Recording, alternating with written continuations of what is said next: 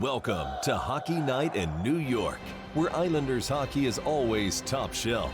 Whether you got your start as a Dynasty veteran, a Millbury survivor, or you were born into the Church of Trotz, Hockey Night in New York is your home for all things Isles.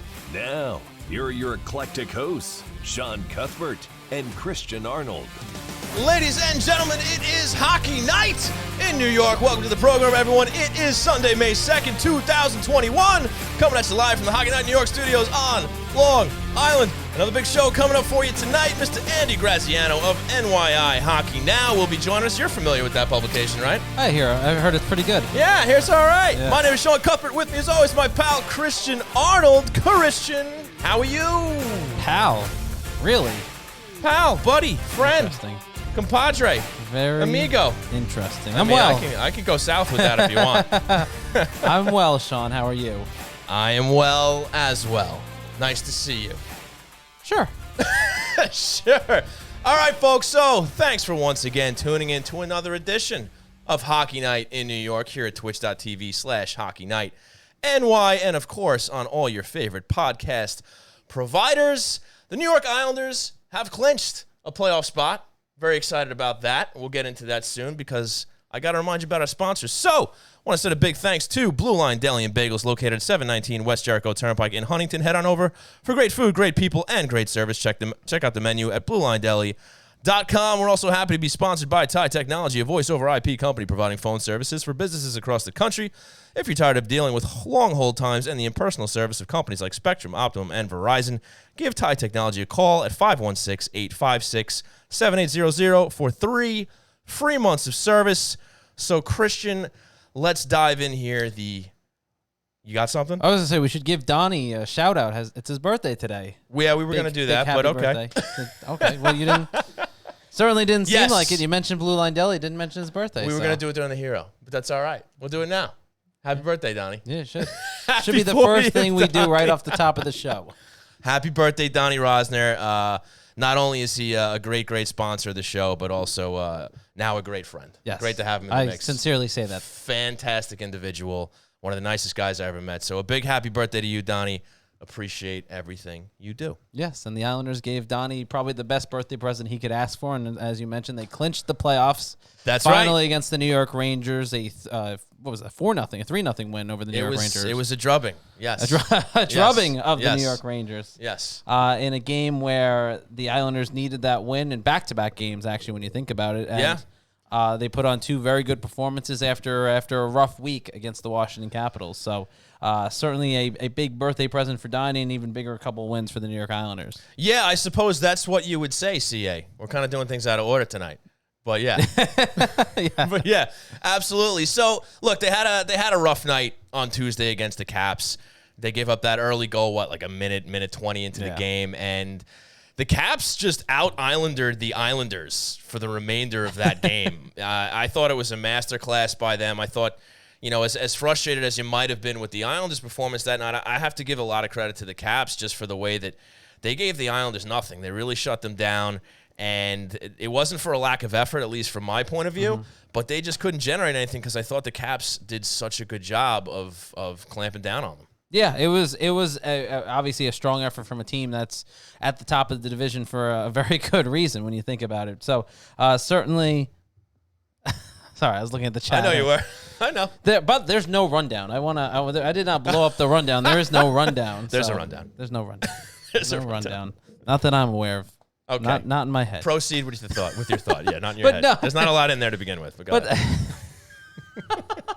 There is not. I can confirm that. But yeah, no, that game was a rough game. It was a playoff type game, and you've heard Barry Trotz and the Islanders talk about that entire stretch of games against the Washington Capitals. These are playoff type games, and that's the effort that you saw from both teams. It wasn't necessarily a terrible game from the Islanders. They had a lot of issues over the course of that 3-game series, but certainly you keep throwing me off because you look at the chat and you smirk, and then don't pay attention to me. Pay attention to you. just get your thoughts out, man. You just throw me off. Apparently. All right, I'm looking at you now. Yeah. I'm looking at you. Go, come on, let's go. What do you got?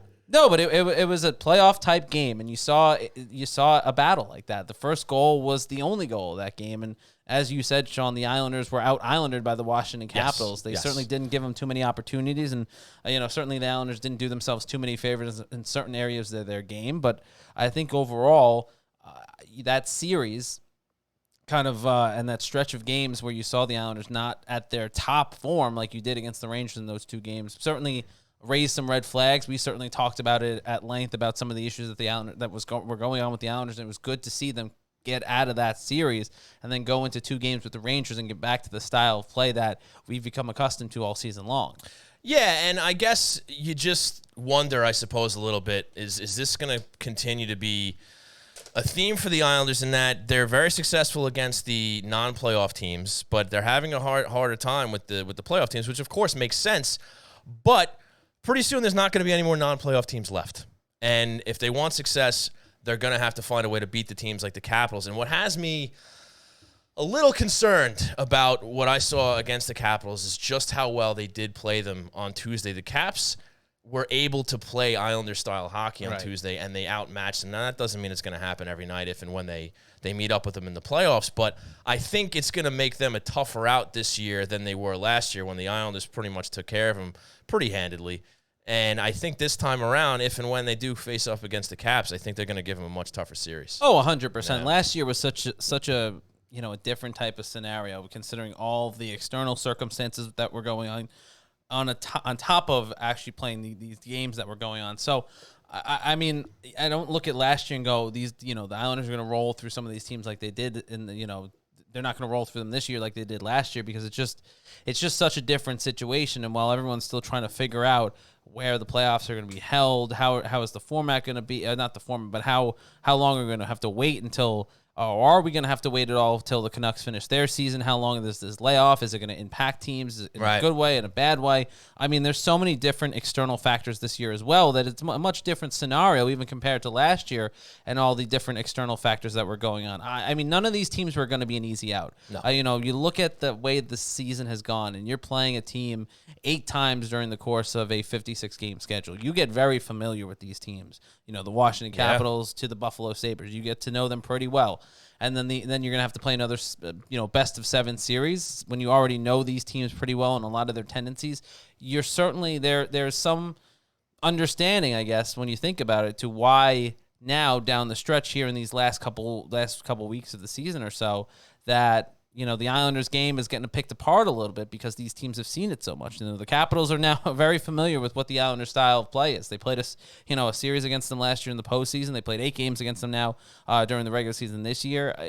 There's not too many surprises at this point when you see a team like this. So, there's sometimes at this stretch too, you're going to have certain teams get into kind of a funk, and that's what the Islanders have been, and certain teams get into a kind of a hot streak, and then the playoffs start, and it's going to be really interesting to see how all of this factors into it, because there's no secrets anymore. It's not right. It's not like in years past, even during a regular normal season, I should say, that you go into the playoffs and you kind of have an idea how these teams are, but maybe you haven't seen them in a couple months, or maybe you haven't seen them more than 2 or 3 times, or 3 or 4 times this season. So that's not on the table right now. It is 2 teams that are going to be very familiar with each other. No, without question. And with that, Christian, we got a break because Andy Graziano is going to join us. So I want to thank you all for tuning in to Hockey Night New York here at twitch.tv/HockeyNightNY. We'll be right back.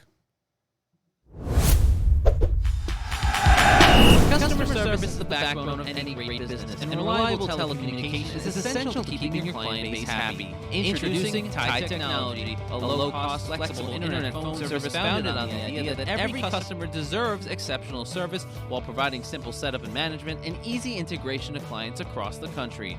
Tide Technology will not only create a custom solution tailored to your specific needs, but will partner with you to provide a competitive edge to you and your clients. And if you need support, you won't be routed to an automated call center in another country. You'll get a live representative that had a personal hand in building your account. So Islander fans, if your business is looking for a change from companies like Spectrum, Spectrum, Verizon, or Optimum, Thai Technology is offering 3 free months of service for any Eddie. portable packages. Just call How we doing, bud? 516-856-7800. Excellent, That's excellent. Looking forward to having you on, pal. 7800, or visit them on the web at and once again, a big congrats on the new spot, man. Really glad you're back in the mix. Thai Technology, You got the it. right choice for your internet phone service. You got your video going? The only thing better than a great Long Island deli is a great Long Island believe it deli did. run by die-hard Islander fans. Blue Line Deli and Bagels located at 719 West Jericho Turnpike in Huntington will make any Islander fan feel right at home with its familiar blue and orange theme and Isles decor. Blue Line Deli and Bagels There proudly you serves are. Bagel Boss Bagels, There all those you breakfast are. favorites, Fantastic. hockey-themed heroes, Very good. quesadillas, salads, fresh-made smoothies, and much more. So stop on in for delicious food, a clean atmosphere, and a happy staff ready to greet you with friendly service Oh, no matter just what bounced team around. you That's support. not good. Want to place an order for pickup? Call 631-944-3222 or visit BlueLineDeli.com to check out the menu and order online. Blue Line Deli and Bagels, where the great selections will have you saying, Yeah, 15 yes, seconds. yes, Chris, you yes. want to bring him in?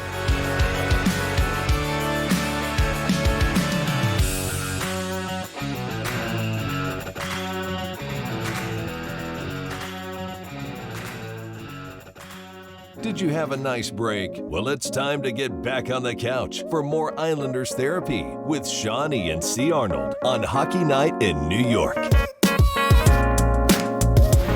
Welcome back to the program. Christian Arnold and Sean Cuthbert with you, as always, here on Hockey Night in New York, streaming live across the world on twitch.tv/Hockey Night NY. And joining us now on the program, on the line, brought to you by our friends over at Thai Technology, is our friend and now my colleague, fellow new NYI Hockey Now colleague, Andy Graziano. Andy, what's going on, my friend? Gentlemen, how are you? Of Thanks for having course, me on. it's a little shameless plug for the website, so of course I would have you on. If there's anything that Sean... I appreciate you calling me colleague instead of employee. I mean, I was going to try and get you to say boss to me, but I let that one go. Never gonna happen. And Never as gonna Sean knows, I am not one for passing up a good opportunity for a shameless plug to promote something that I run. That's true. So That's true. we do appreciate you coming on, Andy, especially this week after you wrote that great column for NYI Hockey Now, which the New York Islanders really did seem to read and take to heart, I would imagine, because Of course. after that column came out, the Big, Islanders right? won 2 straight. They looked back to where we had seen them earlier in the year, and I have to imagine Barry Trotz and the team read that column, hung it up in the Nassau Coliseum locker room, and it's been sitting there ever since as they've beaten the Rangers back-to-back to get to the playoffs for the 3rd straight year. Andy, what do you make of these last 2 games compared to the struggles that we saw them have against the Capitals? I'm not convinced that the struggles are behind them. And that kind of worries me a little bit, to be honest. While they beat the Rangers 7-0 in 2 games, it was a Ranger team that looked like a shell of what they were just 2 weeks ago. Battered, injured, looking like they quit a little bit. I didn't see much effort coming out of them. You don't see games like you saw out of Artemi Panarin in those back-to-back games. You don't see him do that often, be that invisible. It's one thing to credit the Islanders for their terrific defensive system, and I'm not taking that away from them, but to see him just totally just not in the game at all kind of struck me as odd from a Ranger perspective. So, I mean, if you look at the Islanders' last 11 games, right? I mean, what are they, 5-1? They've played 3 good games to me in the last 3 weeks, and those games have all been against the Rangers, who, as we all know, are not a playoff team this year. I think they will be in the future, but this year they're not.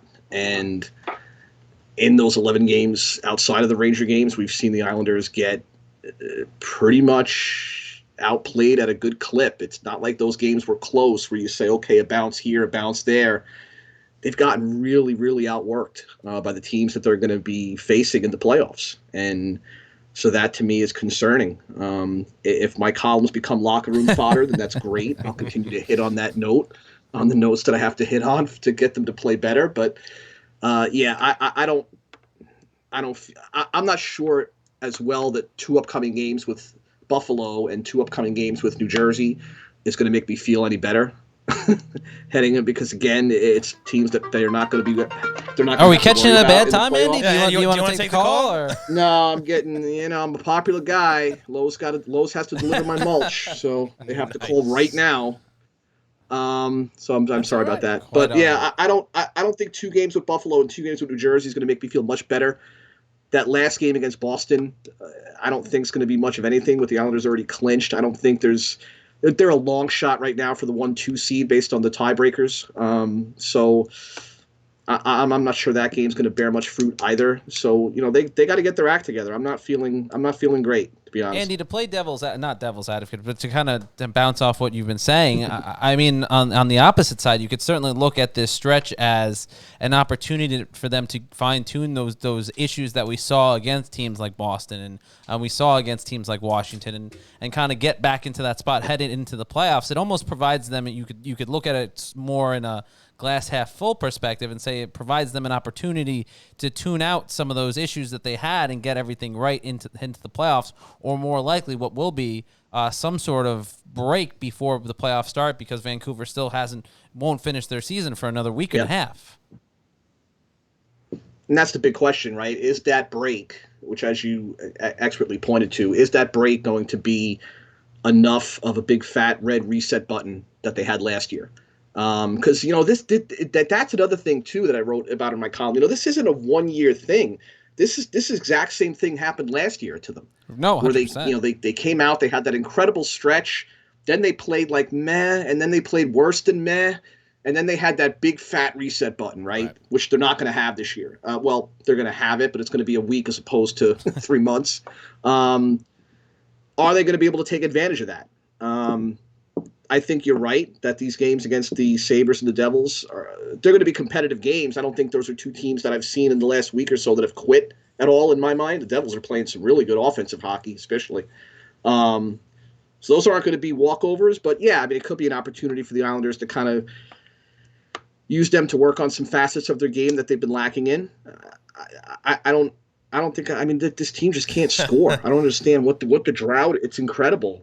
Barzal before that empty net goal, right? What was that, his first goal in like 13 games? I don't think he had scored since Nelson, 1 goal. I don't think he had 10. scored since April 1st, that hat trick game against the Caps. Yeah.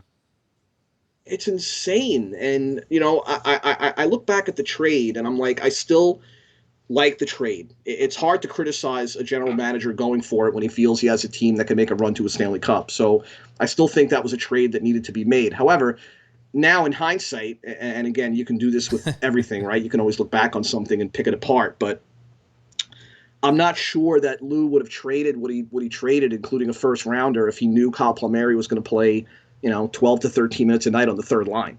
True. And I mean, with regard to Palmieri, I mean, what do you think it is that's just taken this guy such a long time to get going? I mean, it was close to unanimous that a lot of Islander fans were happy to bring him in. We're hoping to get him. I mean, me sitting here, I wanted them to get him. And for whatever reason, he's having a hard time. He's bounced around the lineup a little bit. What are you seeing out there that's just causing him to struggle? Is he just hasn't gelled with his line mates yet, or what are you seeing out there? Yeah, I mean, I think that's a little bit on Trotz. I think that everyone praises at the altar of Barry, as we probably should. He's the best coach we've had in here probably since – I mean, I was a big Laviolette fan, but I'm not going to call him one of the best coaches we've ever had here. He's been the stability that we've been craving for so long. So it's hard to pick apart anything that Barry does, especially with him sitting with that big fat ring on his finger. But I don't think that anyone in any organization is immune to criticism at any given time. So on that standpoint, you have to. I don't think Palmieri's played poorly. I think he's played well. You're looking at a guy who averaged, 26 goals per season is over his last 5. He's played well. It's just that, I mean, you're giving him 12 to 13 minutes on a third line. He's not that kind of player. And he's certainly not. I wouldn't pay a first round pick for a 12, 13 minute third line guy. He should have been up with Barzal from the start. That's why they wanted to get an Anders Lee replacement. So I don't understand at this point why Barry has been so reluctant to put Palmieri. And some people are going to say, all 3 of them are right-handed shots. Look, that's baloney. That's baloney. I played hockey for 30 years. I was pretty darn good. Never at this level. Don't get me wrong. I'm not going to go to that space. But I personally used to love playing the off wing for me as a right-handed shot. It was where I preferred to play. And now you're talking about NHL caliber players. And someone who's played right wing for the last 5 years can't play left wing? Come on, I mean, baloney. It's a baloney. As I argument said to me. you, I think when we talked, Andy and I talked about this on the phone after he had been hired by NYI Hockey Now. But as I said to Andy on the phone, and I'll say it to him now, certainly if there's one thing that translates to the NHL game is your high school hockey career. And so certainly. Nicely done, Christian. We're talking with Andy Graziano. Well done. I'll give him that. We're talking with Andy Graziano, pessimistic Isles columnist for NYI Hockey Now, on the line, brought to you by our friends at Tide Technology. If you're looking to be depressed, Andy will have columns twice a week. He's got you covered. And he'll be your guy to bring you all that depressing coverage. Andy, you look at, it was mentioned in the chat, we're talking about that top line. Palmieri, we agree, in fairness, I agree with you. Palmieri should have been on that top line from the start, but Leo Komarov actually has been playing very well the last couple games on that line. First line Leo, and everyone was getting on his case in the case of Barry Trotz, but is there something to be said for Leo Komarov's presence on that top line and what he brings to the Barzal-Eberle line? You look at that last game, while he didn't score a goal, there were a couple of plays that he generated offensive chances for Eberle and Barzal with his work in the offensive zone, whether it was his forechecking, whether it was the back checking along the board. It was noticeable the last couple games. Sean's going to love when I do this because I did this to him and Tony, and it was pretty funny. I'm going to swing this back to you, Christian, and ask you a question. All right. In the playoffs, let's say first round, you're playing, who cares? Let's say Washington, right? You're down a goal with 3 minutes, 2 minutes, 2 to 3 minutes left in the third period.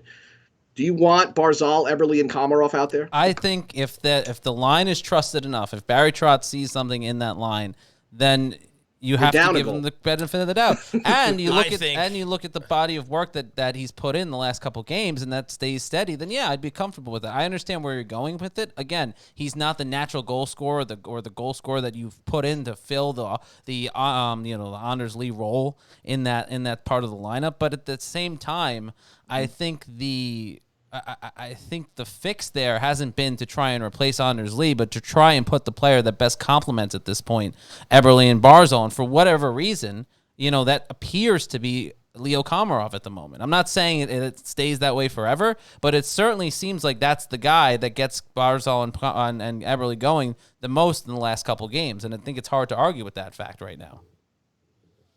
Well, does he get... How can you say, though, that he gets Barzal going when Barzal went 12 games without scoring a goal and had, 4 assists in that span? So you can't really say he got him going, per se. Barzal has to be your most offensively dynamic player on the ice, or the Islanders aren't going to have a chance. Oh, that's 100%. At the end of the day, that's the end of the day. You put Komarov there for defensive responsibility. I get it. And I'm not taking anything away from how Leo has played. But you also have to look at, look at Travis Zajac was playing on that line for a number of games as well, and he wasn't scoring. I understand the point you're making, and I didn't mean to cut you off there. I just wanted to point that out as well. No, it's fine. Yeah, I just, look, Leo is who Leo is. I'm just not sure that Leo is going to bring out the best offensively that Matt Barzal, right? Matt Barzal can dipsy doodle all he wants around the offensive zone. At the end of the day, he's still looking to the slot for Leo Komarov. And that's a problem for me. It may not be a problem it obviously isn't a problem for Barry Trotz, and that's why he's there and I'm here. You and your high school hockey expertise. I think in that hypothetical scenario anyway, Pajot is going to be the guy on the left side. He's done that before. Well, he'll throw him on the left wing in a situation. I know Pajot will just be everywhere. Right. I mean, that's the thing. That's the thing too. I guess to answer Andy's question as well, is that when you have a guy like JG Pajot, who's kind of literally he's literally played with every guy on that roster basically this season. He gives you a little bit of that flexibility where if you're not comfortable, to Andy's point, with putting a Leo Komarov out there with Eberle and Barzal down a goal in Game 6 of the playoffs against the Caps, you have Pajot who can play with those guys comfortably, and you really don't miss a beat, and it kind of gives you more of an offensive push. Right, and Barry also did that with the fourth line a couple times in the playoffs last year, where he would sit Martin and you put Pajot out there. Yeah. But let's try to lighten the mood a little bit. Let's talk something a little more positive. No, Andy's just not. The chat room is lighting up too, by the way. When Andy came in guns ablazing, the chat room. Yeah. And I'm typically not, Christian knows me for a long time. I'm typically not a negative person. I try to be fair, but I can't deny what my four eyes are. I seeing. appreciate being a realist. I get it. And if there's things that you see you don't like, there's nothing wrong with pointing them out. I will never genuinely knock fair and opinion based on what you're saying. I'm obviously I'm just messing around with Andy as far as his high school hockey career, because we all know he probably wasn't that good in high school anyway. So I don't know. He said he was good, so we might just have to take his word for it. I say a lot of things too. Doesn't mean you take my word for it. That's absolutely true. That's a great point, Christian. That's true. I think this is guaranteed to lighten the mood just a little bit, because it's hard to knock the guy I'm about to bring up. But Semyon Varlamov just recorded his 7th shutout to lead the league. And he's getting some, at least around Islander country, he's getting some Vezina talk. And I think that is certainly deserved, and a guy that probably should be in the conversation once they start to narrow down their nominees. Andy, do you agree? 1,000%. There we go. It's funny you bring that up, because as we were heading into this call, I'm actually writing my next column. I'm not going to tell you the title of the column yet, because you're not going to like it. Right. Semyon Varlamov should be Dragging it shipped down away. Yeah, trade him. No, essentially, it's a column based on how I think the Islanders can win in the playoffs and how I think they can't. Okay, It's a great call. Basically, going to touch on that. Now, my first point is exactly what you just said, Semyon Varlamov. The Island. I don't remember the last time the Islanders have gotten this kind of crazy goaltending that they've gotten this season. It's absolutely insanity when you look at Rob Volman of Hockey Abstract came up with a great quality start percentage number that he uses on hockeyreference.com. And the league average is 53% quality starts. Semyon Varlamov this year is at 66. Wow. Which to me is insane. The Islanders as a team, when you add on Ilya Sorokin, are at 69% of their goaltender starts have been considered quality starts. It's sort of like a metric that they use to determine quality starts in baseball as well, that Rob developed. And, I mean, that's just an incredible stat. If this guy doesn't get Vezina talk, you know what? I'll give this to the fans.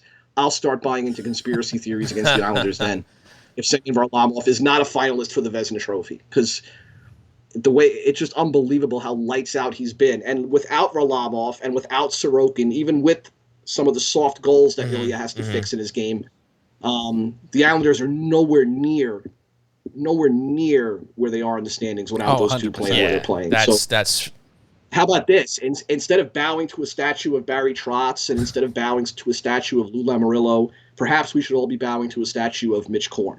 I think that's a great point. Why not just add it to the collection and not use just one? Bow to them all. That's the Holy Trinity right there. There you go. You could do that as well. Although there was only one Joe Boo, so I don't get the Andy's reference. not Andy. I don't get the reference. Sorry, Sean is not up to date, or he's unaware of anything outside of hockey. So the fact that you just made the major league reference, I don't know that guy. While I appreciate it, understand it, that was a good. It was a great reference, and of course, Sean, in his infinite ignorance, has once again messed up a great. But he's got a great hat on. I love that Seattle. Thank you, brother. Yes, welcome to the league officially, the Seattle Kraken. They're in. Thank you, sir.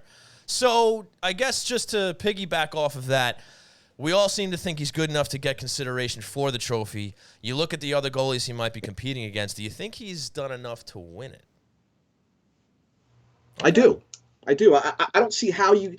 Whenever I see, and the NHL we know has become this speed-based offensive game.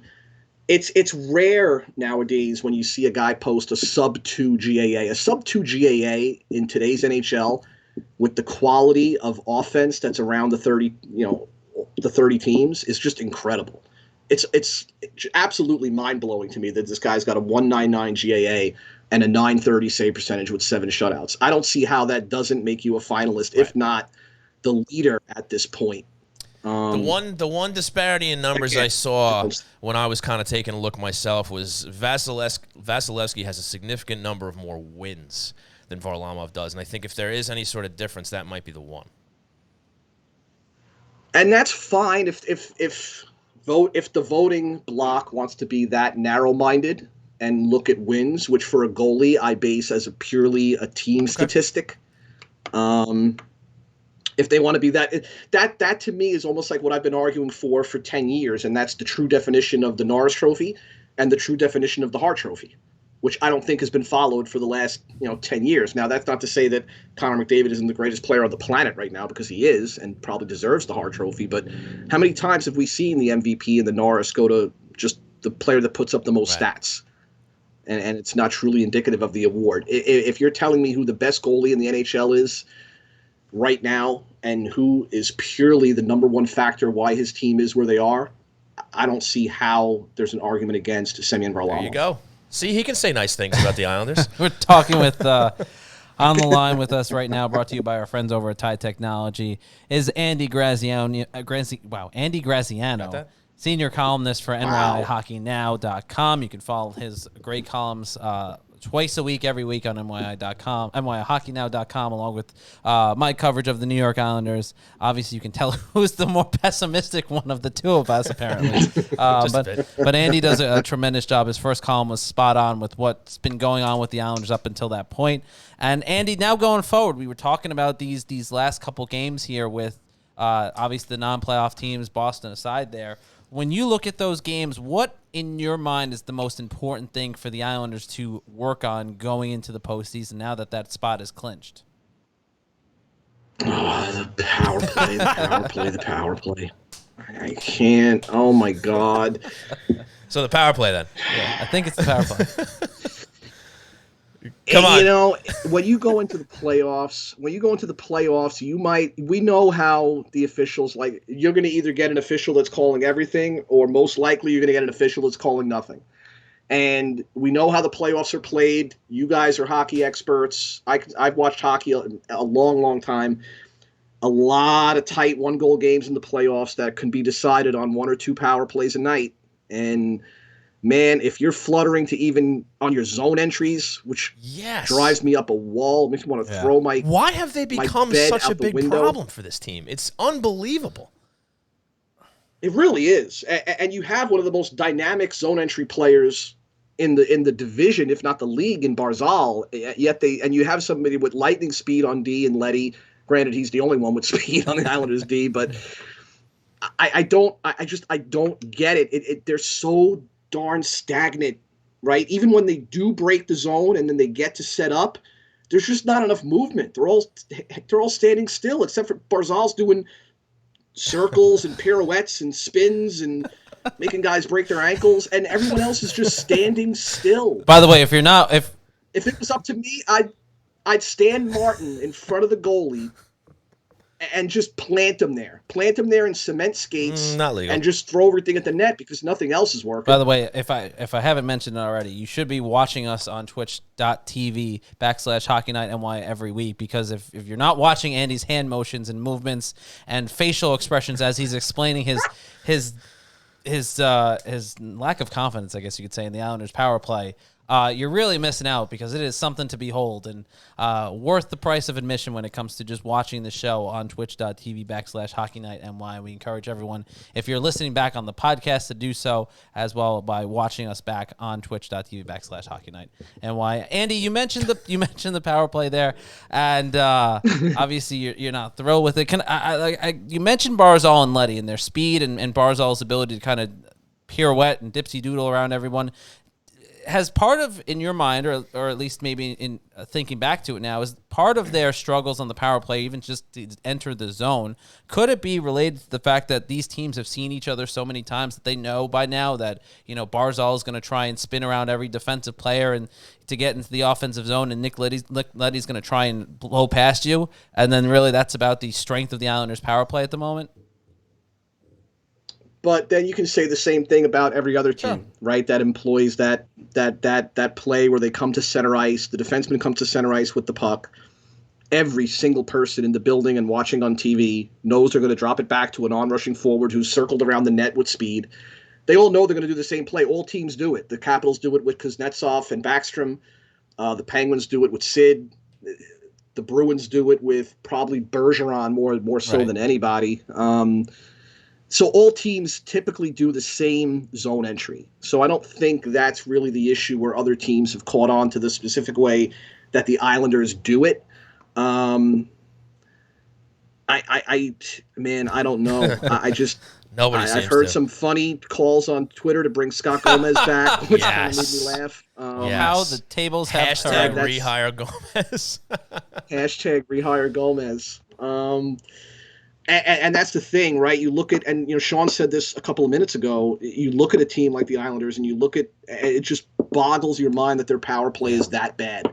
And like I said, I can pinpoint it when they get set up in the zone why it's so bad, because as I said before, they're all standing still. The only guy that can get away with standing still on a power play is Alex Ovechkin, right? He's like you disconnected your PS4 controller, and then you plug it back in when a pass is going to come. And then right? the puck just comes towards him, and he wakes It's up. incredible, And just right? Rifles a shot. Right, it's incredible. But he could do that because he's got 8 gazillion goals in the league. So I don't know what their problem is on the zone entries, though. It's not something I've tried watching it. I've tried rewinding it. I've watched it again.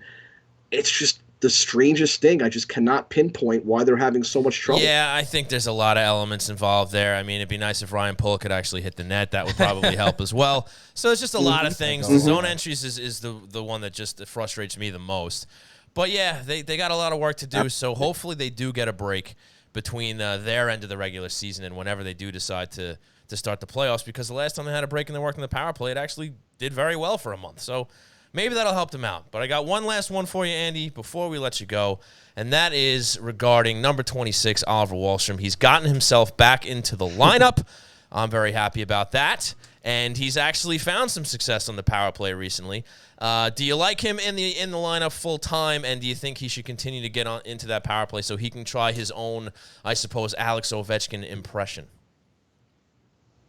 I love the way Ollie plays. I've always loved and appreciated that kind of grip it and rip it style that he has. You see him on the power play. He's hungry. He wants the puck, right? I've seen it. I've heard him banging his stick on the ice when the far defenseman has the puck. He's asking for it. He wants it. He craves it.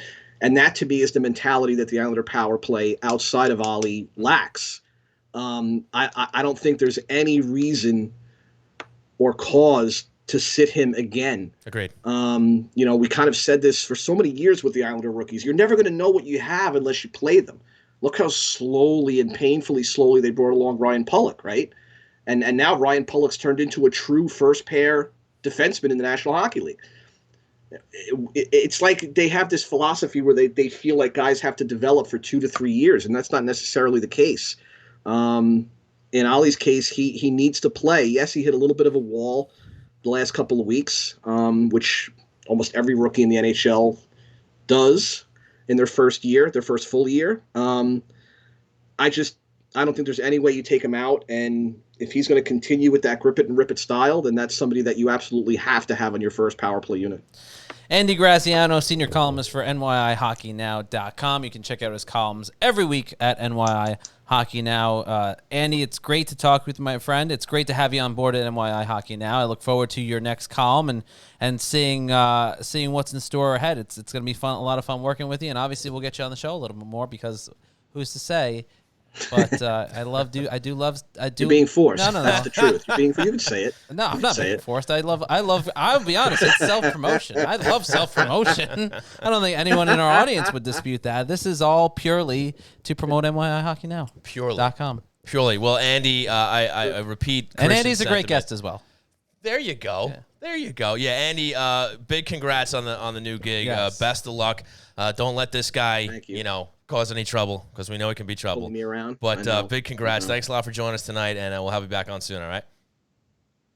Thank you very much, guys. Have a great night. Care. Andy Graziano, NYIHockeyNow.com. On the line, brought to you by our friends over at Thai Technology. A lot of great stuff from Andy there with some interesting perspectives on the Islanders heading into the postseason. You would think that they just got knocked out of the playoffs by his demeanor in the interview. But look, he keeps it real, and that's good.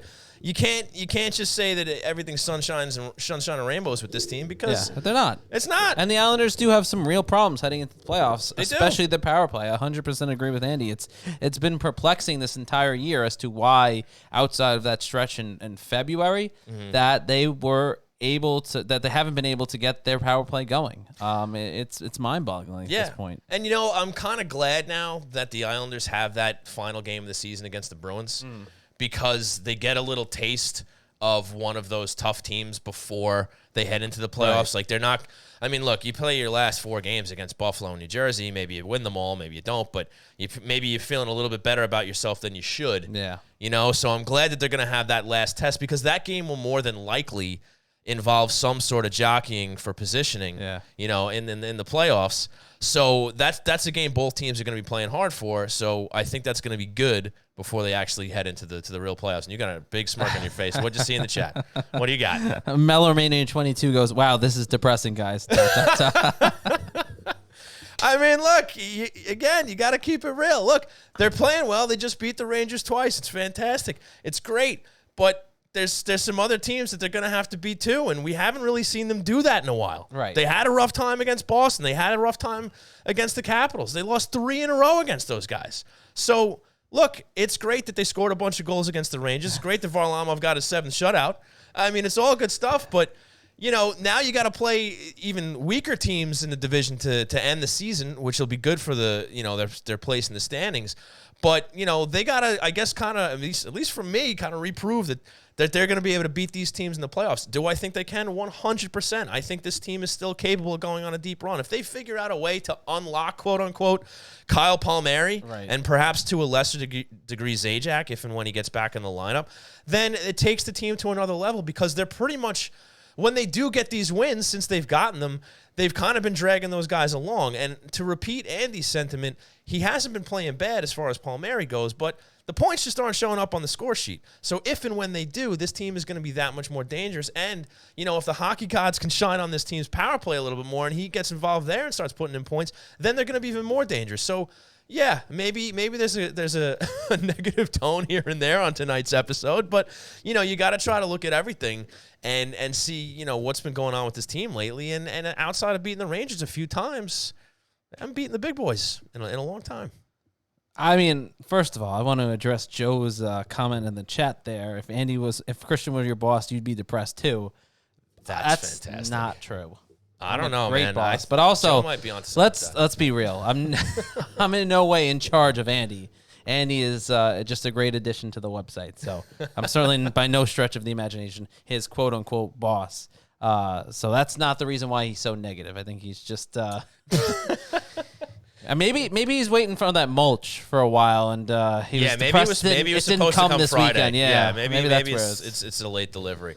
Yeah, and Trottier 19 says 2 of the 3 versus the Caps could have won either way. I think 1 of the 3 could have. I think that first game, the 0-0 game that went to a shootout, I think they played a good game that night. And look, they just lost the skills competition. So no, I don't really fault them for that loss.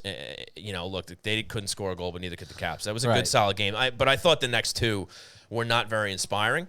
But look, they got off the schneid against the Rangers, and maybe that's all they needed. And I will say, I don't think I'm as pessimistic as maybe this episode has come across. But I think there's some. It's all Andy's fault. He's really never coming on again. Like I said, there are some real issues with the Islanders going into the playoffs. I don't think anyone can deny that, but I don't think they're any more detrimental than the issues that the Islanders had last season when they had the pause. They came back in training camp, and there were obviously some fair questions being asked about what the Islanders could and could not do in the postseason.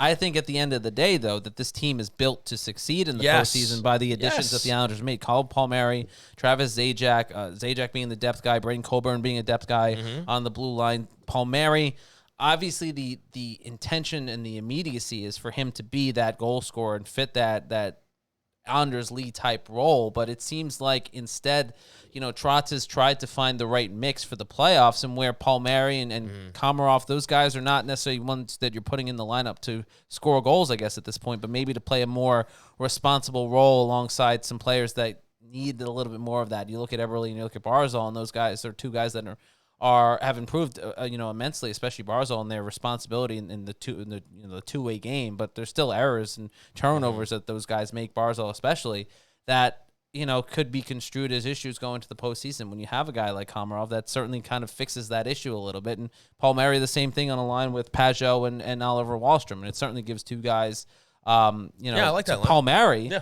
Or to Wahlstrom, I should say, that know how to score, know how to play in this league, and are veteran presence and can help him grow in his game, especially during what I'm sure many Islander fans hope will be a lengthy run in the playoffs. So I think this team, when you look at the Islanders and you look at the way things have played out the last couple weeks, yes, I think they've kind of hit a rut in the sense that they're tired. They haven't gotten a ton of practice. They bring in three new guys that maybe have only had 2 days now, 2 days of practice now under their belt as Islanders.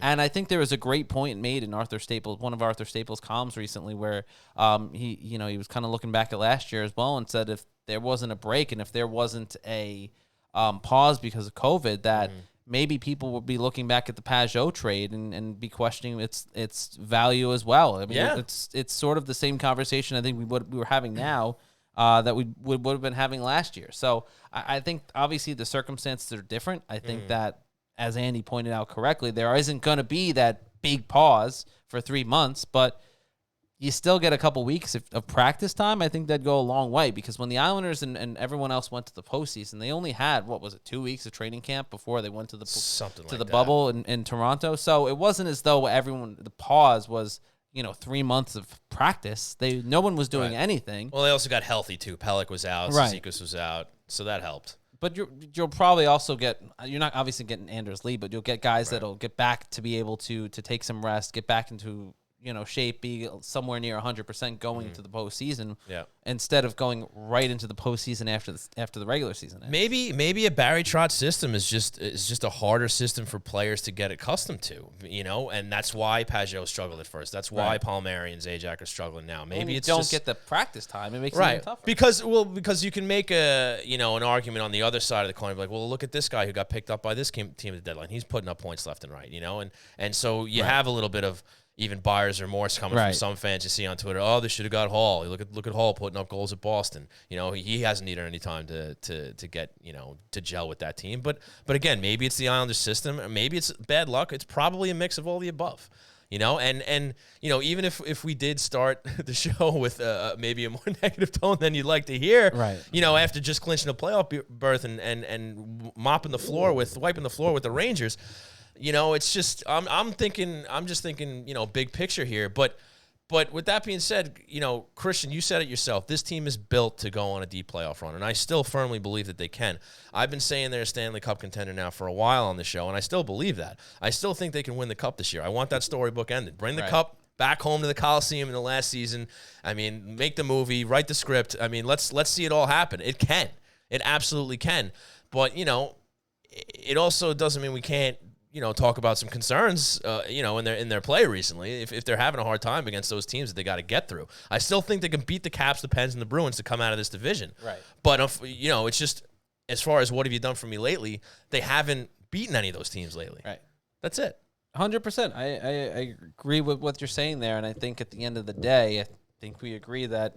I think we're a little more optimistic than pessimistic of what the Islanders' chances are once they hit the postseason. Because you look at these games, these 1-0 games, these 2-1 games. Those are postseason playoff Islander games. Hockey, That's playoff hockey. That's Islander hockey right there. So once they get into that, I think that it'll be a much different scenario than what we've been seeing late in the regular season, where you're going to have much more. You're going to have their blowouts. You're going to have the close games, and you're going to have everything in between. So. With the playoffs, you're not really getting too many blowouts. You're not getting too many, all tight the doors blown off the barn kind of thing. It's going to be tight, checking, physical style hockey, and that's what the Islanders brand is really when it comes down to it. Yeah, for sure. And I think it was in one of the recent games. It might have been the last one, the one before, where Brendan Burke brought up the fact that the Islanders' success rate after scoring the first goal is I don't have the exact numbers in front of me, but they win almost every game they score first, and I think they were around like 500 for the games that they didn't score first. So obviously for a team like them, it's very important that they get the first goal, right? Because then they kind of get into that comfort zone where they can drop back into their system and just frustrate the hell out of the opposing team to try to get down the other way and score. Absolutely. So I think it's fair to talk about some of the concerns, but it's also fair, I think, to recognize, because I think a lot of people outside of the island, outside of the people who follow this team on a pretty consistent basis and year over year, it's very easy to kind of nitpick certain things and go, Barry Trotz is not doing what he should be doing, and he should be doing this instead of that. And Lou Lamoriello clearly whiffed at the trade deadline. And I still don't believe that. But when you look at the body of work over the last couple of years, there's some credibility that they've earned. Absolutely. And you look at the track record, and it's the reason why I'm always so hesitant to just jump on the bandwagon and go, oh, well, everything's terrible, and so this team must be terrible, and everything's great, so this team must be great. Right. No, there's a big picture to everything that happens, and in the moment, it's very easy to go one way or the other in each extreme, but I think this team has kind of earned that ability to go, all right, let's see what happens here, and not necessarily go, oh, this team is going to be firing on all cylinders, or oh, this team is going to be terrible and they're trash and they're going to knock out in the first round. Look, there's a tendency for some fans out there that literally the what have you done for me lately mentality, where they win 2 games in a row, they're winning the cup, and if they lose 2 games in a row, you got to blow the team up and sell everybody. So I mean, look, that's the ebbs and flows of a season, and I say it here all the time. Every team goes through rough patches, even the best ones. Islanders are one of the best teams in this league, and they've hit a rough patch more recently. You'd rather not see that. But look, they got an opportunity here to play four games against 2 very bad teams. Right. They can pick up 8 points, and it's very realistic that they can still get home ice if they plow through those games and get some wins. And I think they need a little help there, too. Of course. So I don't know if it's going to happen. Some of the other teams are going to have to lose some games, too. I mean, I looked at Pittsburgh's schedule, and they have – if you want to compare to the Islanders, theirs might even be an easier track than the Islanders one. But look, they have an opportunity. It'd be great if they get home ice. Maybe a division banner is a little too out of reach at this point. But look, if they can get that 2 seed, you want 4 games at home instead of 3. Yeah. And they got a chance to do it. So let's see them plow through these teams. Let's beat the teams you're supposed to beat. And hopefully they give a good game against Boston as a little playoff prep, warm up before maybe they get a little break going into the playoffs. So with that, Christian, why don't I plug our pals at RJ's? Yep. You scour the chat for some questions. We'll go to the hero, and then we'll go to the questions. Sound good? Sounds excellent. Wonderful. So, folks, our friends at RJ Daniels is the place to be if you can't make it to the Collie or you can't make it to the games on the road. They have Islander specials all night. They put the sound on. You got $5 16-ounce Barn Rocker ales, $14 Bud Light pitchers, $17 domestic buckets, $4 domestic bottles or pints, and plenty of food specials as well. Head on down for all Islander games at 279A Sunrise Highway in Rockville Center from pregame until the final horn. Excellent staff over there, very friendly. They do a great job over there. Food's great. And the times are great, too. They got TVs everywhere. Like I said, they put the sound on. So a lot of fun watching Islander games at RJ Daniels. And they also have an outdoor area, which is now open because the weather's getting better. You can watch the game outside, have yourself a little beverage, have a good time. It's great. It's great stuff. You good? Yeah. Just looking through the chat. All right. Fantastic. So now let's go to the hero of the week. Brought to you by the Blue Line Deli and Bagels. Half price hero every week. When we announce our hero of the week, we pick a new sandwich to be the half price hero over at Blue Line Deli and Bagels, which this week is, shameless plug for us, the Hockey Night New York wrap, grilled chicken, buffalo sauce, mozzarella cheese, and avocado in a wrap. Get it for half price all week starting tomorrow. That is Monday through Sunday, where we'll announce a brand new half price hero. Stop in all week and mention Hockey Night in New York for half off the Hockey Night in New York. So with that out of the way, Christian, it's time to name some heroes. And if my faulty memory serves me correct, you go first this time. All right, well, my hero of the week, Sean, yes, is going to be, are you going to push the button? I'll push the button for you. Don't worry, pal. Is going to be, well, okay, there you go. Right there. Semyon Varlamov. I was looking at my screen. I forgot that there's a 10-second delay. You forgot, didn't you? Yeah. Yeah. No, I forgot there was a delay on my screen. No, I remember there was Semyon Varlamov. I literally said it's Semyon Varlamov. All right, yeah, okay. It's Semyon Varlamov, who hasn't let a goal in since the Carter administration, it seems like. The guy's been lights out, as we've talked about in both of these games, against the New York Rangers, and really anytime he's been in net, the guy has been backstopping the Islanders to wins, whether it's solid, solid shutout wins. He has 7 this year. Think about that, 7 shutouts, 4 of which have come against the New York Rangers. Most in the league, yeah. I mean, it's astonishing to see someone have so much success against one team as well, like he has against the Rangers this season. Whether it's been at Madison Square Garden, where a lot of those have come, but now also at the Nassau Coliseum the other night to help the Islanders clinch their 3rd straight playoff berth. This year for the first time since the early 2000s. So, a very exciting moment for the Islanders and a great effort out of Semyon Varlamov, who didn't face a ton of shots at certain times, but when he had to, he made the big saves, and keeping the Rangers off the scoreboard is a huge thing. So, the guy deserves a lot of credit, not only for the Islanders' last couple wins, but for a lot of their success, as we were talking about early in the program. He deserves a lot of credit for their success this season. There is no doubt about it. He should definitely be a Vezina nominee, and I certainly could see him winning as well. It'll be interesting to see how whoever judges the who picks the Vezina. Is it the media? Yeah, it's the PHWA. You got a hand in that? I do not. You do not. Thank God. Not. All right. Well, okay. We'll see what they say. But I think he's definitely worthy of a nomination, and I think you can make a pretty good argument for a win too. It'd be nice to see some individual hardware from Mr. Varlamov if and when the time comes. But it's not about that. It's about the big trophy at the end of the season. Right. And one guy who's going to be integral to help them reach that goal, very similar to Semyon Varlamov, is one Anthony Beauvillier. Had himself a good week. Pair of goals last night against the Rangers. Anthony Beauvillier. Did you do that on purpose? I just did it again, so obviously. Okay. Yeah, Well, on purpose twice. Okay, just making sure. Yeah, Anthony Beauvillier. Beauvillier. Yeah, that's right.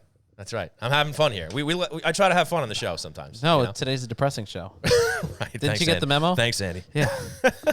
So, yeah, Jesus. Anthony Beauvillier, he had a great playoff last year, and he's a guy who they're going to need to have going in the playoffs this year. I like what I saw out of him this week. He really likes to score against the Rangers. Hopefully he can do that against the other top teams in the division once the Islanders start to play them in the playoffs. Mm-hmm. But there you have it. My hero of the week, Anthony Beauvillier. I think it was a great choice, although calling him Anthony Beauvillier, I can't get behind. Cannot get behind it. I mean, I am not surprised by this because you're not a fun guy. I'm a very fun guy. If you have to try to convince people that you're fun, you're probably not fun. Okay. Well, not gonna fight you on that. I just don't like the Beauvillier. You don't have to. Silly. It's fine. I'm a silly dude. Doesn't make sense. I think you've learned that by now. Doesn't make sense. It doesn't make sense. Well, it's not literally his name, so I'm just having. Yes, a good time. I realized that. Right. It's not literally All his right. name. I didn't think it was literally his name. All right. As Joe pointed out, he's more impressed by the fact you got integral into the conversation. Okay. So there you go. Great. Thanks, Joe. yeah. Appreciate it. So there's your heroes of the week, and I think what do we got? Christian Not Fun Arnold, Mel Armenia. Love it. I think that's a great nickname. I am fun. That's a great nickname. Christian I'm going to introduce you as that every episode now. Christian Not Fun Arnold, Christian No Fun Arnold. But I think I like your hero more. I'm going to give him Sparky this week. Nice. Yeah, you get the Sparky vote. I mean, it's funny though. I did think about Beauvillier for a little bit of time as far as the hero week for this week goes. It was a toss up, and I think Varlamov was the more appropriate choice. Hey, if you have a hard time picking your hero of the week, that means multiple guys are getting it done. Yeah. Multiple guys are doing a great job. So there you go, folks. Once again, your hero of the week brought to you by the Blue Line Deli and Bagels Half Price Hero. That is the Hockey Night New York. Yep. Grilled chicken, buffalo sauce, mozzarella cheese, avocado, in a wrap. Get it half off starting tomorrow through Sunday. And happy 40th birthday once again to Donnie Rosner. Thank you very much. We'll bring it back to the main screen. By the way, I think Christian Cup of Coffee Arnold. I can get behind that nickname. I can't get behind No Fun. I like No Fun better. I think it's more accurate. It's not accurate. It's very inaccurate. I don't know. I mean, it took off very quickly in the chat. So, I mean, maybe they're seeing something I'm seeing. I'm just saying, man. I'm just saying. Think about it. Just think about it. He's thinking, yeah, see, he's already thrown. I love it. He's I am completely fun. thrown off. All right, so what else we got here? Oh yeah, you want to do some viewer questions now? There are none. There are none. No, it's been all people depressed by Andy's commentary.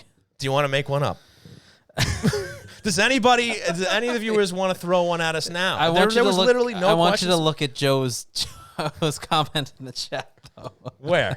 The last one. Christian, not Molly Arnold. That's fantastic. It's true. Christian is not Molly. I am not. That is absolutely true. And Trottier 19 says Andy is depressing. Yes. Oh, that's unfortunate. Andy's a good dude. He just likes to keep it real. He does a great job when he was with the Fan, and now he's going to do a great job with you over at NYI Hockey Now. Anthony Threat has a question. There we go. We got a question. Good question. Will Palmieri see top line minutes before season's end? This has been a question previously because it hasn't happened yet. Right. And you look like you want to take it. You want to Well, take what'd it? you want to say? Just make sure the answer is fun. Well, Barry Trotz has said he's on the list to get an opportunity to play. That's right. And that was Andrew Gross. Credit Andrew Gross at Newsday as the one who asked him that question, and that none of the right-handed shot, left-handed shot thing would really prohibit him from getting an opportunity there, but that he was on the list. Now, as I wrote a couple days ago, I think he should be on the top of that list at that point. As much as we were kind of joking about it before, I still think he should be on the top of the list at this point. The Islanders have clinched the playoff spot.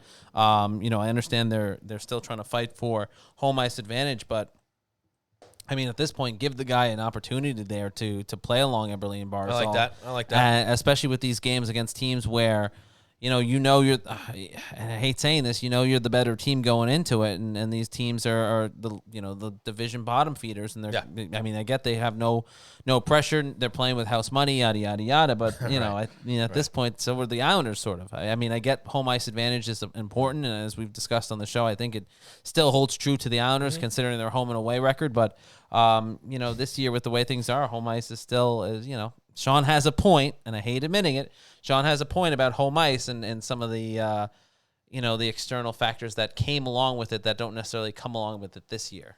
Thank you for acknowledging my genius and fantastic point.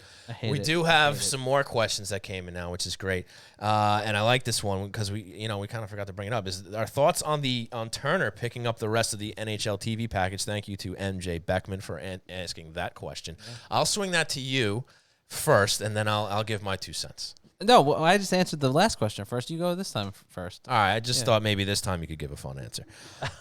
So, when we talked about ESPN getting involved, I mean, I more or less just said, I don't really care who broadcasts the games as long as they're being broadcast and they do a good job. So I have a similar sentiment with Turner, and I don't watch the NBA if you're surprised by that at all, right? So I know that they're broadcast on TNT. I have no idea what kind of job they do with them. It must be a good one because they've been with them for a long time. Yeah. NBA's been on TNT for a really long time.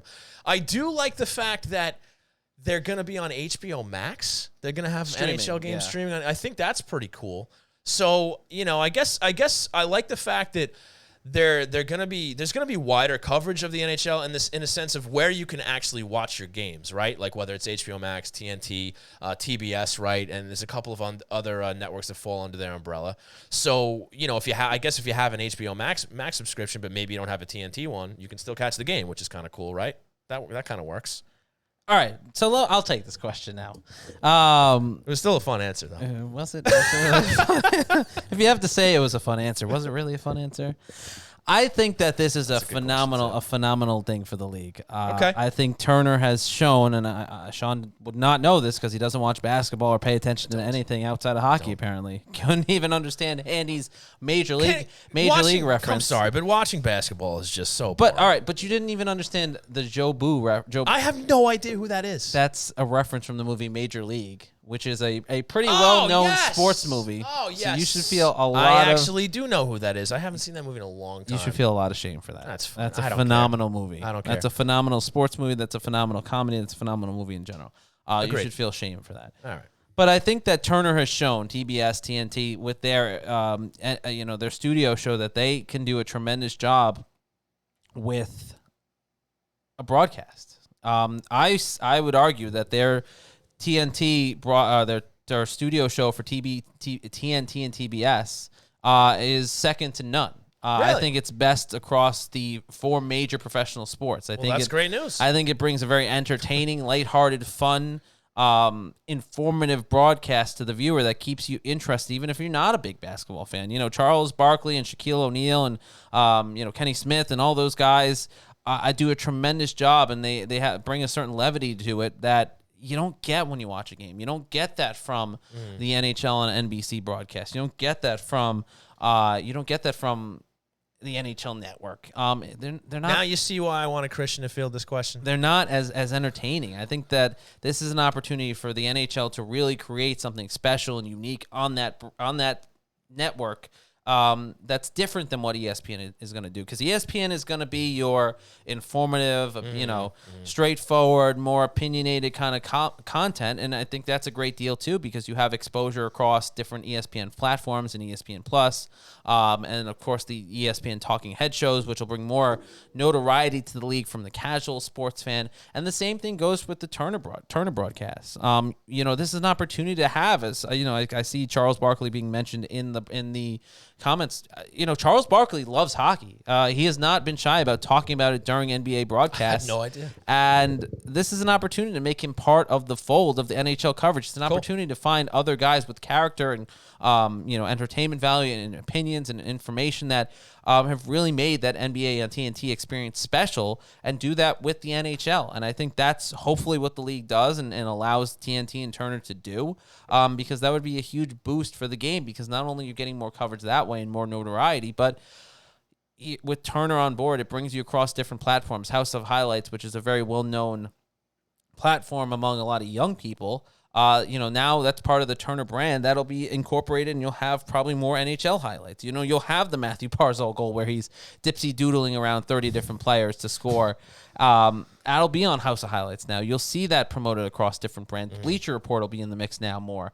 It's a big boon for the NHL, and I think it's a great thing to finally see them branch out across multiple broadcast partners instead of the lone partner which they've had for the last decade or so. Well, Christian, I'll give you this. You gave a much better answer than I did, so congratulations to you. Way to go. Now, I found – actually, we never even answered that first question. Yes, I do think we'll see Palmieri get on the top line eventually. We started to dance around it. We talked about it. Yes, I think he will.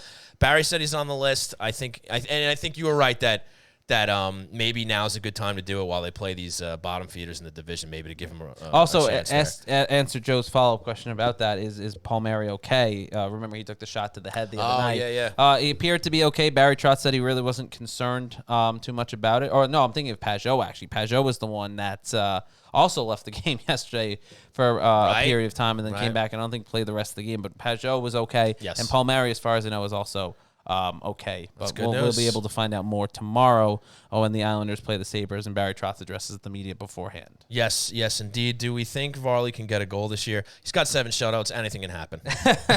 Anything can happen. There's 5 games left. You never know. I had this thought. I mean, obviously it's not a realistic thought, but why not on a delayed penalty and the Islanders have the puck in the offensive zone, instead of Varley skating off to get an extra forward there, have him skate into the offensive zone, send the puck back to him for the real quick knuckle puck shot. That has happened before a long time ago. I couldn't tell you the teams. I couldn't tell you the game. And I'm quite certain I'm not making this up, but I'm pretty damn certain that I remember a goalie kind of joining the play maybe back in the 80s, and maybe there's somebody in the chat or somebody listening that can enlighten us here, but I think something like that has happened. I know Patrick Waugh did it once, not with a delayed penalty, but out of complete frustration where when he was with the Avalanche, I believe, and he ended up stick handling and skating the puck all the way up to the red line. He actually deked a guy or two on the way. Like, I think he might have even done a little spinorama before he passed the puck off, which is pretty hilarious. And again, I think they were getting killed in the game, and he was just like, "I'm to hell with this." He was pissed off. The chat is saying that it's not legal for him to cross the blue line, or the center ice, I should say. I wonder if that has anything to do with Patrick Waugh. Probably, it would make sense. Yeah. Let's see here, just to go back to some of the other questions. Anti-threat, where do the Isles play home preseason games next year? That's a great question. One, yeah. Right now, I think everyone's been so focused on last year at the Coliseum, the last year, last everything with Nassau Coliseum, and then getting UBS open. I would have to imagine that if the arena isn't open or if things aren't ready, Nassau Coliseum plays host to some games if there's not a lengthy road trip at the beginning of the year, or maybe we see some sort of preseason game or two played in Bridgeport if the training camp's shorter and there's a smaller number of home preseason games as well as preseason games overall next season, that Bridgeport could serve as a adequate home rink for them during the preseason. I mean, they've done it before. They play the Rangers every year at Webster Bank Arena. Yeah, and you know what? Well, maybe because they own Webster Bank Arena too, or at least they run it. Yeah, they do, right? Yeah. They run it. So Yeah, I mean, I guess you might see a preseason game there before you'd see it at the Coliseum because... I mean, there's still chatter of there possibly in games at the Coliseum next year if the building isn't open. I mean, anything's on the table at this point because we just don't know. Even last night... They keep saying it's going to be ready. Well, they say it's going to be ready in November. They've said consistently, the governor, UBS Arena folk, that it's going to be ready in November. Okay. And so now with that November timetable, in mind, there is either going to have to be a very long, road trip in the Islanders' future to start the year, similar to what the New York Rangers did a couple of years ago when they were finishing up the renovations of Madison Square Garden, or you're playing home games at the Nassau Coliseum before finally moving into UBS Arena. It's why even last night when we were talking about this being the last Islander-Ranger game at the Nassau Coliseum, that there's still the ... probably, because as Ryan Strome pointed out very correctly, former New York Islander, now New York Ranger, that never say never. They said that about the building before. So right. At this point, who knows? And would it really surprise anyone considering the saga of the Nassau Coliseum and the New York Islanders' quest to get a new arena that they would be playing a couple more games there, even after they said that this was it. Right. Joe_McGrath 1 wants to know if I still want to face the Pens in round 1. I am very much on yours and Tony's bandwagon. Where you're gonna back off on your bold prediction. Well, you made the pick. Stand by, you coward. Let me finish. Now, back then, I felt very good about it. Very good about the Pens. And now I say give me any one of them because flip-flopper. They're all playing very well. All three of those teams are playing very well. And I think it was a different story back then. I wasn't a believer in the Penguins at that point. I thought that they were maybe just kind of going through a hot streak and they were going to kind of come back down to earth again. And they did not. And they're playing very well. Now they're at the top of the division. They're a favorite to get the banner now. So it's hard for me to say that I think they're there's no easy out, but the easiest out of the teams that they might play. So am I leaning towards the Penguins anymore? Right. Not really. I mean, honestly, I think it's a total crapshoot. Like I think all three of those teams are going to be equally tough to beat. I look at the three of them now, and I don't know who I'd rather play, over the others. Melormania 22 coming up with new nicknames for you and I. Now she has Sean Coward Cuthbert and that one's Christian not Fun Arnold. I think that one should stick. Not gonna stick. That one's great. Joe's with you, by the way, too. He said good answer. He said he's with you back then. He's with you now. So thank you. Way to back off your opinions, guys. Way to not stick to them. Hey, you know what? It's a liquid. It's a fluid thing. I mean, that was you about to say it's a liquid thing? I almost did. It's a liquid thing. Yeah, I mean, that was like a month ago. A lot happens in a month. Okay, so my answer's changed. I don't think there's anything wrong with that. Prodier 19 saying, "What is Christian smoking?" Barkley was told by TBS, etc., to say hockey is cool. I mean, he's been talking about hockey long before the Islander or before Turner and the NHL were in bed together. So I don't necessarily know if that's true because why would he actively be promoting another sport while commentating on basketball? Especially during the playoffs of all. I mean, there are clips of Charles Barkley talking about that the basketball playoffs were boring. He was asking for the scores of the NHL playoff games on it. And again, this is before and besides, they were in bed with Turner. Christian wouldn't be smoking anything because, as we've established tonight, fun. he's not fun. Yeah. So he said that in his just pure sobriety. So I guess I didn't know Barkley was a hockey fan. Yeah, he's a big hockey fan. That's cool. That's been I like that. It's been established even before then. I mean, I've seen several stories from the NHL website and other places. So, it's I very love well the fire documented. coming from the chat tonight. Typical Islander fans like the ones that destroy the team in bed and then praise them and the great. Oh wow, okay. And Mel Armenia 22 wants our predictions for this week. I think we forgot to do it last. No, week. we did it. We did it last week. Did we? We did it because sure? we made fun of each other for saying. I go 6 of 8. That was 2 weeks ago. No, we did it again. Oh, okay, fair enough. All right, so let's get some predictions for this week. That's 12 of 16. I love it. So you got the Sabres tomorrow and Tuesday, and then you got the Devils, I believe, Thursday and Saturday. Both games are in Buffalo tomorrow and Tuesday, and I think both games are at the Coliseum against the Devils. Yeah, so the Islanders play Buffalo Monday and Tuesday, as you said, up in right. Buffalo, and then the Islanders round out their home schedule against the New Jersey Devils final 2 regular season games at the Nassau Coliseum, potentially forever, if not next year. Right. So who knows? Right. But they do round out their home portion of the schedule with the Devils twice here at the end of the week, Thursday and Saturday, as Sean did say correctly. All right, so out of the 80 points, potential points in those 4 games, well, how do you see it going? I just had to count how many points. I know there you are. did. I literally watched you point at the screen and count. I say there's 8 of 16 points available. No. Oh, dear. No, I think this is a week where you could go and see the team. Oh my! Can you count to 4? That's twice you had to point at the screen to count 4 things. I'm not 4. Good. I'm not good at math. This is counting. It's I'm not even math. Good at counting math. Obviously numbers.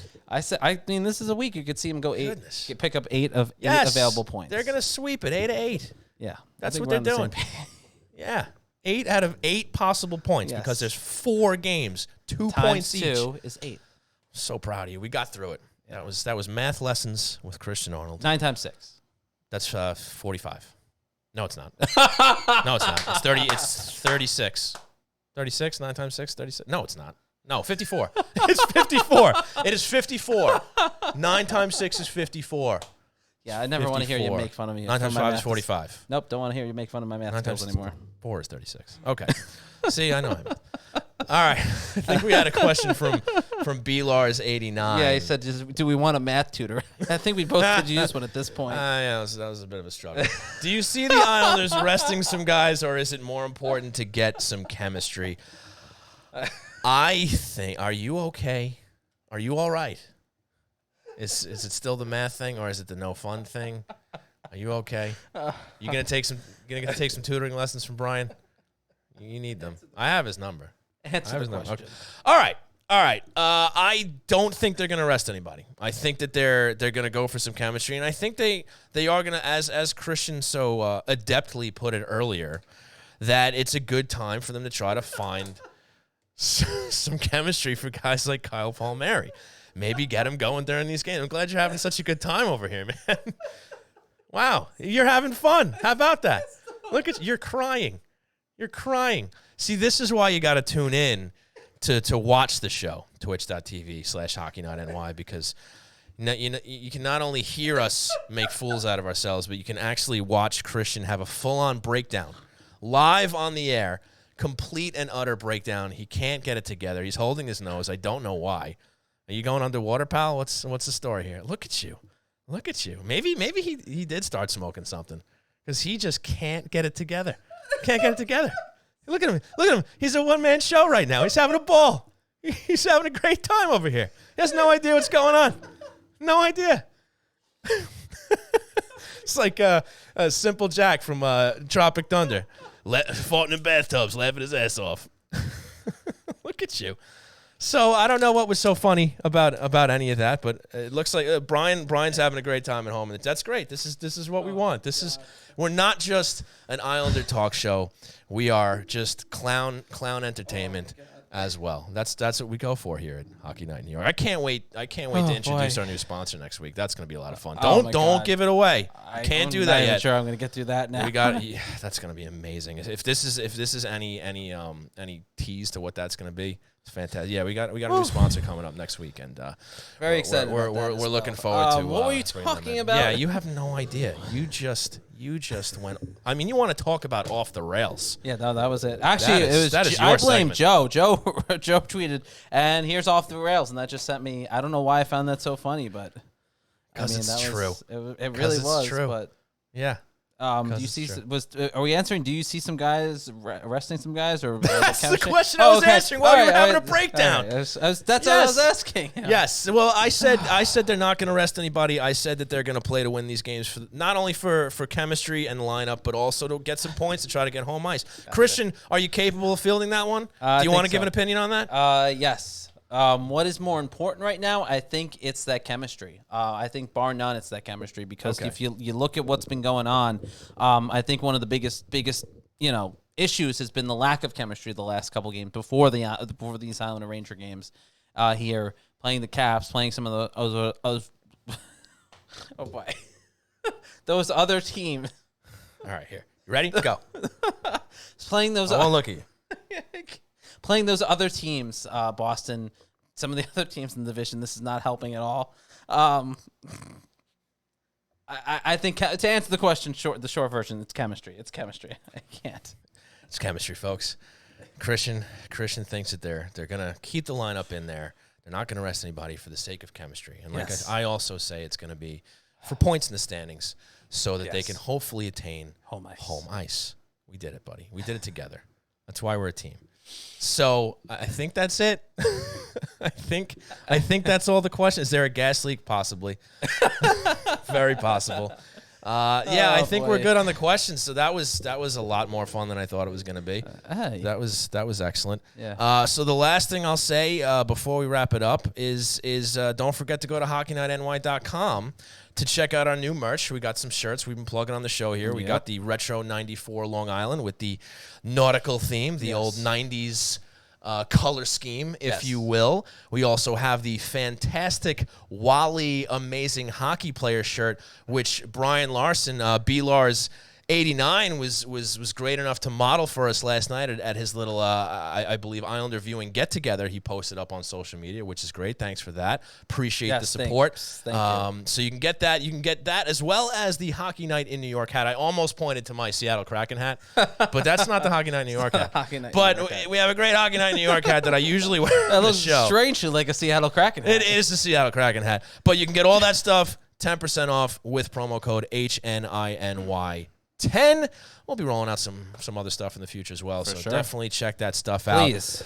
And with that, Christian, are you ready to get out of here? Yeah, because clearly I just can't anymore. Buddy, I don't know, you need a nap or something. There's something going on with you. Joe's killing me right now. He's making me laugh. I love it. This is why you got to get involved in the chat. See, you even have our audience literally throwing us off the rails. It's fantastic. For their own amusement. So, folks, huge thanks to you guys for tuning in here at twitch.tv/HockeyNightNY and listening to us on your favorite podcast providers. But as you can hear, you're missing out on a lot. Watch the show on Twitch. We're having a lot of fun here. Huge thanks to Andy Graziano, now of NYI Hockey Now.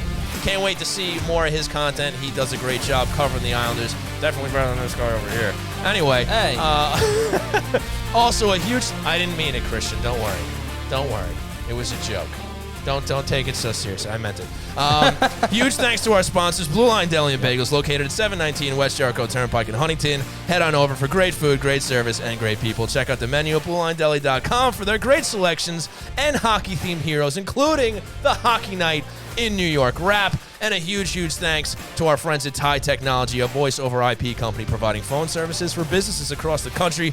Check them out at tytechnology.com for all your telecom needs, or give them a call at 516-856-7800 and get yourself 3 free months of service. That is 3 free months. Call or go to tytechnology.com. Thank you guys once again. And of course, if you enjoy the show, please rate, review, and subscribe on your favorite podcast providers. Or, just leave us a nice comment on Twitch. Let us know. You know, Christian needs the encouragement. He needs the boost in self-esteem. So also follow us follow Christian at C_Arnold01 on Twitter. Follow myself at Shawnee Hockey. And follow the show on all social media platforms at Hockey Night NY. For Christian Arnold, my name is Sean Cuthbert. When we come back next week, we are talking playoffs, and I cannot wait. It's going to be a lot of fun. The Islanders are going to be good. Yes, they will. Thanks for joining us, Christian. All right, folks, have yourselves I didn't know I was supposed to say anything. You weren't. We don't expect much from you here at all. We let the music run out again, and Brian even called us out on it. But it's kind of part of our show now. So boy. Thanks everybody. The stream is ending. Bye. Have yourselves a great night. I bring a lot.